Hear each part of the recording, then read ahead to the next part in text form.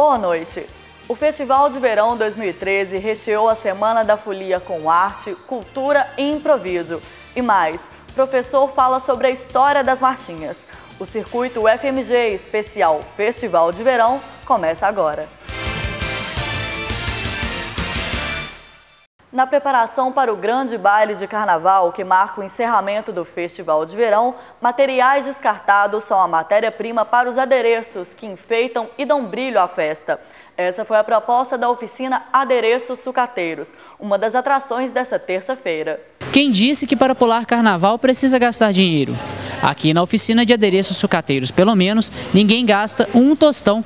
A ideia é transformar coisas que costumamos desprezar em fantasias bem criativas. Dentro da lógica do Festival de Verão, tinha que ser uma viagem só.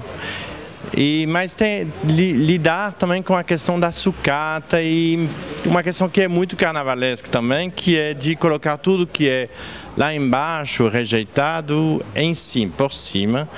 Essa ideia de fazer adereços à base de objetos repudiados, de sucatas, demonstra a possibilidade de que tudo está embaixo pode vir a brilhar de novo e a viver de novo. Primeiro eu escolhi os materiais que eu gostava mais e depois eu pensei numa coisa que ficava prática e ao mesmo tempo que só destacava a pessoa que estava usando. E aí eu pensei num bicho da mitologia, que é a Hidra. Eu estou fazendo uma bruxa. Nós estamos fazendo tipo uma mulher havaiana, saia com cinto florido. E não são apenas retalhos de roupa que ganham vida nova no Festival de Verão. Na oficina Desvio de Objetos, equipamentos eletrônicos que estavam jogados de lado são transformados e reutilizados. A oficina assim, é para retrabalhar isso e criar mesmo objetos a partir de sucata, do que tinha mesmo, que era a ideia do festival. A temática do lixo também pôde ser assistida pelos participantes. O Cine 0800 desta edição trouxe filmes que falam sobre lixo e reaproveitamento. Se vadiar é preciso, observar e fotografar também é. Essa é a ideia da oficina O Espírito do Lugar, que levou os participantes para as ruas do entorno do Centro Cultural com a missão de traduzir em fotos o que quase não notamos na correria do dia a dia. Essa oficina, ela chama Espírito do Lugar, então a ideia é a gente capturar o lugar que é capturar esse espírito que é o Centro Cultural do UFMG e o entorno. E a gente está num período muito especial, que é o período do Carnaval, então a gente poderia dizer que esse centro está fantasiado também, que é um fator que de alguma forma dificulta a gente identificar o espírito, mas por outro lado deixa o espírito muito alegre. Então a gente fez uma parte teórica de como é que houve essa capturação dos espíritos dos lugares ao longo do tempo e que coincide com um dos propósitos do festival, que é o da vadiagem. Então, acho que eu estou aprendendo muito, aprendendo com as pessoas, aprendendo com as imagens, né? Eu acho que particularmente a oficina deixa a gente bem à vontade para explorar as imagens e poder aprender coisas com elas sem a gente ter que ser um PhD no campo das imagens. Está sendo muito legal essa experiência.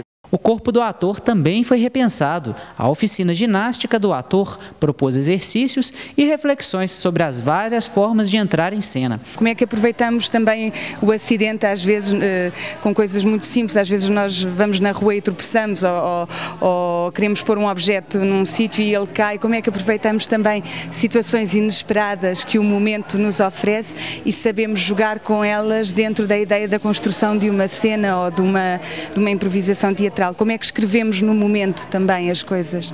E para quem estava sentindo falta da música no carnaval, olha ela aí. A oficina Arte Cinética Sonora mostrou para os participantes como transformar geringonças em sons e música. A gente convidou os alunos a trazer uma sucata da casa delas e a gente recebeu muita doação de sucata também. E a partir dessa sucata a gente está criando esculturas cinéticas sonoras, que é tirar essa questão plástica e o movimento plástico através de máquinas, traquitanas, essas coisas que a gente vê que está bem usual hoje em dia, que parece um pouco com o trabalho do crivo também, e através disso explorar também a sonoridade que essas traquitanas vão criando, explorar essas possibilidades técnicas e estéticas que essas máquinas podem disponibilizar. Aqui tem aluno da Belas Artes, tem aluno da música, tem aluno da engenharia, das letras, e essas áreas diferentes estão trazendo várias contribuições que só está deixando as peças cada vez mais ricas.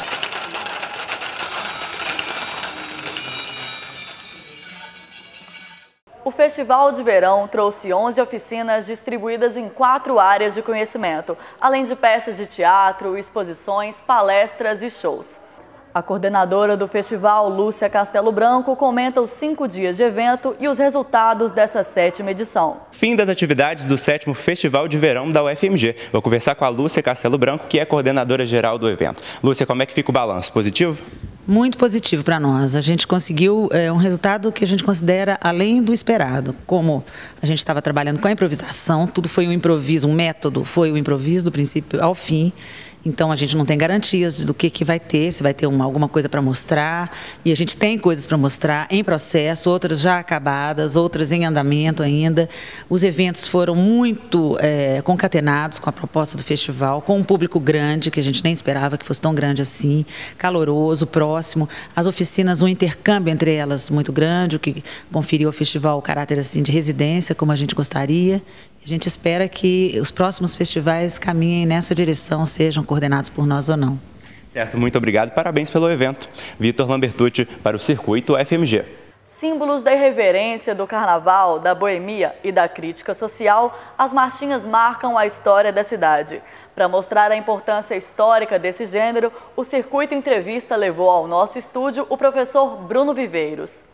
Minha vida é esta, subir Bahia, descer floresta. São os versos de uma das principais marchinhas de Rômulo Paz. E quase no fim da folia, nós vamos entender um pouco sobre as marchinhas com o nosso entrevistado de hoje, o historiador e produtor do programa Decantando a República da Rádio UFMG Educativa, Bruno Viveiros. Boa noite, Bruno. Boa noite, tudo bem? Tudo ótimo. Eu gostaria de começar a entrevista perguntando para você como que surgiram as marchinhas, de onde que elas vieram? As marchinhas, elas surgiram na virada do século XIX para o XX.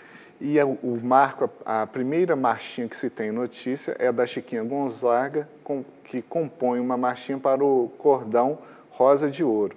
Era o carnaval que estava se iniciando e ela compõe uma marchinha para que as pessoas pudessem sair pelas ruas, circular e os músicos pudessem tocar seus instrumentos e passear e se movimentar pela cidade. Tem início aí as marchinhas de carnaval. E, Bruno, elas têm uma origem ligada à marcha militar, não é? Como que... Sim, o próprio nome marchinha é um diminutivo da marcha. A marchinha, o desfile, na época, ele imitava, era um desfile, não era um desfile marcial de uma banda militar, mas tinha essa função.